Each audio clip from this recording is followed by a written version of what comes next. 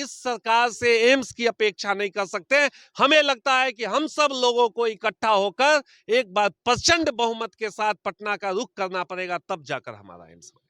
औद्योगिक क्रांति की शुरुआत थी, तो पटना में बैठी सरकार को डर लगता है कि दरभंगा कहीं आगे न उठ जाए। कभी यहाँ पर सुविधा के नाम पर रेफर होता है, बेचारे पर हमला हुआ धारदार हथियार से, उसे परिजनों ने बिरौल लाया, बिरौल से डीएमसीएच रेफर किया गया, डीएमसीएच से पीएमसीएच रेफर किया गया। मतलब 250 किलोमीटर की दूरी तय करने में नौजवान की जान चली गई।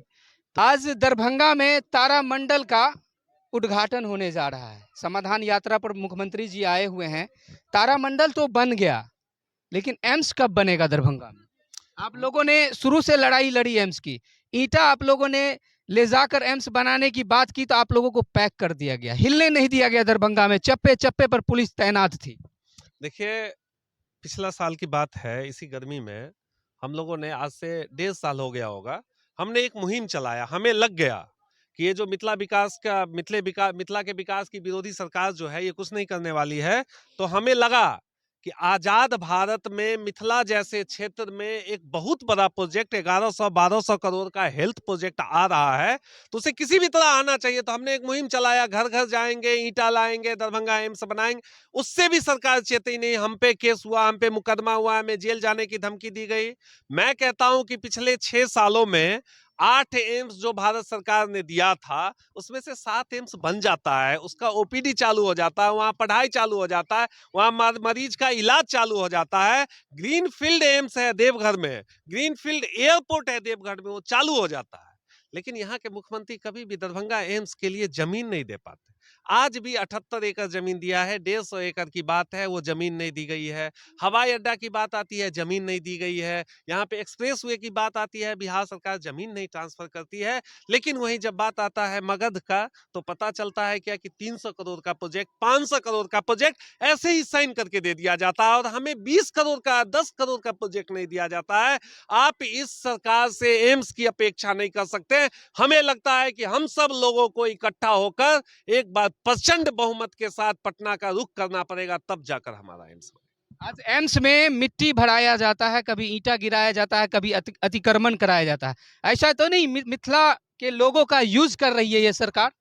देखिए, होता क्या है कि जब 2022 की बात आती है, 19 की बात आती है, तो एम्स की डुगडुगी पीट दी जाती है और यहाँ के जो नेता हैं वो एमपी बन जाते हैं।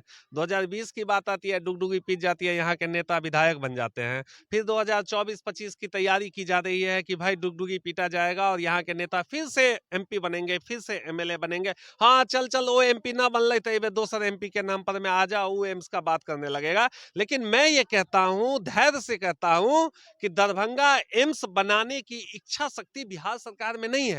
दरभंगा एयरपोर्ट को खोलने तक की इच्छा शक्ति बिहार सरकार में नहीं थी।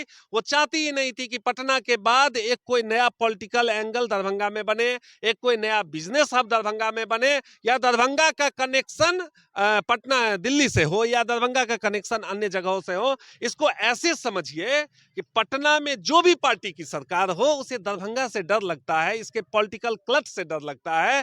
क्योंकि इतिहास को भी आप उठा के देखिएगा तो दरभंगा राज्य था जिसका अपना हर कुछ था। आपको मैं कितनी बार रिपीट करूं, इसका अपना एयरपोर्ट था, दरभंगा एम्स था, ये सब जितनी भी चीनी मिल, जूट मिल, सूत मिल, मतलब इंडस्ट्रियल रेवोल्यूशन इस देश में जब नहीं शुरू हुआ था, औद्योगिक क्रांति देश में नहीं शुरू हुआ था, तो मिथिलांचल में शुरू हो गया था। कहने का तात्पर्य कि अगर वो औद्योगिक क्रांति चलती रहती तो आज ट्रेन नहीं, यहाँ आज मेट्रो चलता रहता। दरभंगा से सकरी, लोगों को आश्चर्य लगता है। दरभंगा से मधुबनी मेट्रो चलता रहता, लोगों को आश्चर्य लगता है। वो औद्योगिक क्रांति की शुरुआत थी। तो पटना में बैठी सरकार को डर लगता है कि दरभंगा कहीं आगे न उठ जाए, कभी मिथिला का नेतृत्व न करने लगे, इसीलिए जानबूझकर दबाने का काम किया जा रहा है। आज डीएमसीएच में देर रात एक यहाँ हमला हो जाता है कुल्हाड़ी से, उसको रेफर कर दिया जाता है पटना। क्या डीएमसीएच में इलाज नहीं है उसका? जी जी बिल्कुल, यही तो प्रशासनिक रास्ते में ही मर गया वो। हाँ हाँ हाँ, यही तो प्रशासनिक विफलता है। आप पत्रकार बंधु हैं, आपने कल भी हमारा बाइट लिया था अनुमंडल कार्यालय में। हम लोग अनशनरत हैं न्याय के लिए, हमारे सर्वदलीय कमेटी के लोग। देखिए ना, सुशासन की सरकार जो ढोल पीट रही है, सुशासन की सरकार है, सुशासन की सरकार है। अपराधी मर्डर कर देता है और बेबाक बेखौफ अपराधी फरार हो जाता है। यहाँ पर सुविधा के नाम पर रेफर होता है, बेचारे पर हमला हुआ धारदार हथियार से, उसे परिजनों ने बिरौल लाया, बिरौल से डीएमसीएच रेफर किया गया, डीएमसीएच से पीएमसीएच रेफर किया गया। मतलब 250 किलोमीटर की दूरी तय करने में नौजवान की जान चली गई। तो सुशासन की सरकार, स्वाभाविक है, व्यवस्था नदारद है, नौजवान आक्रोशित हैं, सड़क पर हैं। आज युवा दिवस के अवसर पर मिथिला स्टूडेंट यूनियन स्वामी विवेकानंद जी के उन प्रेरणा स्रोत विचारों को लेकर यहाँ पर एकजुट हुए हैं। तो स्वाभाविक है, कहावत है सर, अछि सलाई में आग जरत की बिना रगड़ने, अछि सलाई में आग जरत की बिना रगड़ने, आ भेटत की अधिकार अहाँ के बिना झगड़ने।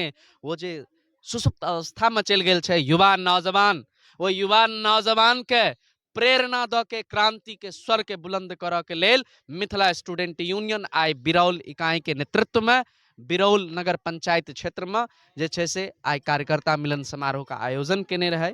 तो स्वाभाविक छै हम सब एकटा भविष्य के प्रति संकल्पित भ क तमाम सामाजिक मुद्दा और संघर्ष पर लड़क लेल एतऽ एकजुट भेलहुँ हैं, ओकरे आगू बढ़बऽ के प्रयास छै।